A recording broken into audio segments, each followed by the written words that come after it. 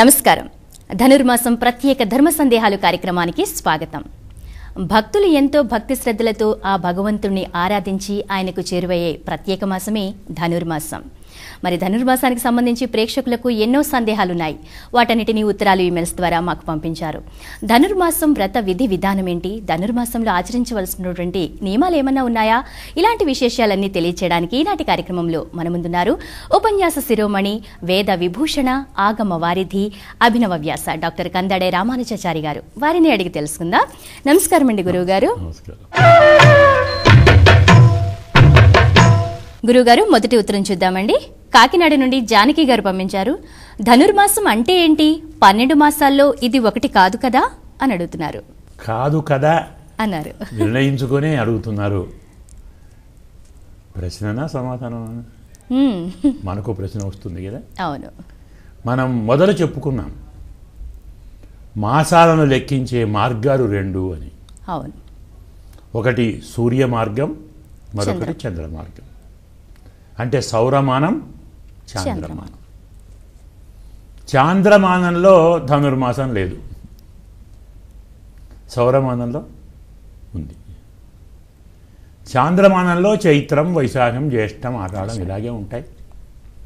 సౌరమానంలో మేషం, వృషభం, మిథునం, కర్కాటకం, సింహం, కన్య, తుల, వృశ్చికం, ధనుస్సు ధనుర్మాసం. కాబట్టి ఇది సౌరమానంలోని మాసం పేరు. 12 మాసాల్లోనే ఒకటి. 12 మాసాల్లో చేరని మాసం కాదు. మనము లెక్కించే 12 మాసాల్లో మనం చెప్పుకోవటం లేదు. కాబట్టి ఇంచుమించు మార్గశీర్ష మాసం, ధనుర్మాసం ఇంచుమించు ఒకేసారి వస్తాయి. అందుకే ఈ ధనుర్మాస ఉత్సవంలో కూడా మనం ఆండాడు తల్లి గోదామ్మ అంటాం. ఆమె చేసే వ్రతం తిరుప్పావై అంటాం. ఆమె ప్రబంధం రాసినది ఆ వ్రతం మీదని.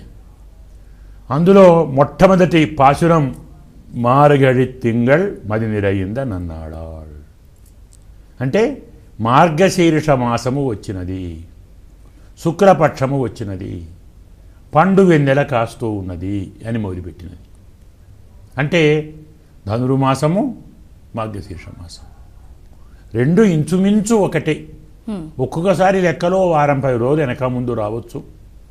ఈసారి కాస్త ముందుకు వెళ్ళింది. మనకు అప్పుడే వచ్చింది, మార్గశీర్ష మాసం వచ్చేసింది. 15 రోజుల తర్వాత ఎప్పుడో మనకు ధనుర్మాసం రాబోతున్నది.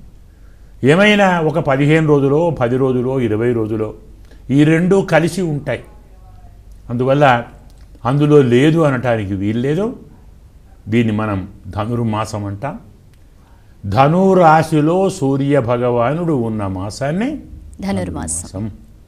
ఇక వేదాంతపరంగా వెళితే ఆత్మానం రథినం విద్ధి, శరీరం రథయేవచ, ఇంద్రియాణి హయాన్యాహు, మనః ప్రగ్రహ ఏవచ, బుద్ధింతు సారథిం విద్ధి, ప్రణవ ధనురుచ్యతే, బ్రహ్మతల్లక్ష్యముచ్యతే.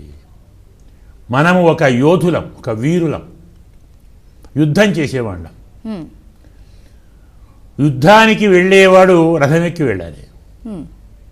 రథానికి గుర్రాలు ఉండాలి, గుర్రాలకు పగ్గాలు ఉండాలి, పట్టుకునే సారథి ఉండాలి, చేతిలో ధనువు ఉండాలి, బాణము ఉండాలి, లక్ష్యము ఉండాలి. ఇదంతా వేదం చెప్తుంది. శరీరం అనేది రథము. ఇందులో ఉండేటువంటి ఆత్మ రథంలో కూర్చునే రథికుడు, అంటే యోధుడు. ఇంద్రియాణి హయాని, మన ఇంద్రియములు గుర్రములు, మన మనస్సు వాటికి పగ్గములు, వాటిని పట్టుకునేటువంటి సారథి బుద్ధి, మనం పట్టుకునే ధనువు ఓంకారము, జీవుడు బాణము, లక్ష్యము పరమాత్మ. ఇది యుద్ధ ప్రకరణం. ఒక్కసారి ఆలోచించండి, ఎంత కమ్మని యుద్ధం, ఎంత చక్కని యుద్ధం. కాబట్టి ఇందులో రథం బాగున్నా, గుర్రాలు బాగున్నా, సారథి బాగున్నా, పగ్గాలు బాగున్నా, రథికుడు బాగున్నా చేతిలో ఆయుధం బాగా లేకుంటే ఏం చేస్తామండి? ప్రధానమైనది ఏది? ధనువే కదా. అంటే ఏమిటి? పరమాత్మ ఉపాసన సాధన ఓంకారం, ప్రణవం, అది ధనువు. ధనుర్మాసము అంటే జీవాత్మ పరమాత్మను చేరటానికి కావలసిన సాధనాన్ని అందించే మాసం, సాధనాన్ని పొందే మాసం. అంటే అన్ని మాసాలలో భగవంతుణ్ణి ఉపాసించటానికి అత్యంత సులభమైన మాసం, ఉపయోగకరమైన మాసం ధనుర్మాసం.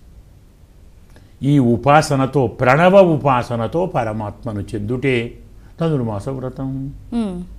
కాబట్టి ఇది అన్ని మాసముల కంటే ప్రధానమైన మాసము. అందుకే దీనికే పేరు మార్గశీర్షము. ఉత్తమ మార్గం అన్నాం కదా. భగవంతుణ్ణి చేరటానికి ఉత్తమ మార్గం భగవంతుడే. ఆ భగవంతుడే ఓంకారంతో ప్రతిపాదించబడుతున్నాడు కదా. ఓంకారం అంటే భగవంతుడే. అందువల్ల ఉపాసన ఓంకారమే, ఓంకారమే ధనువు, ధనువే ఉపాసన. ఈ మూడు పరమాత్మ యొక్క చేరిక. ఇంత బాగా స్పష్టంగా వేదం చెప్పింది. అందుకే సంవత్సరంలో చాలా ప్రధానమైన మాసం ధనుర్మాసం. ధర్మ సందేహాలు కార్యక్రమంలో చిన్న విరామం.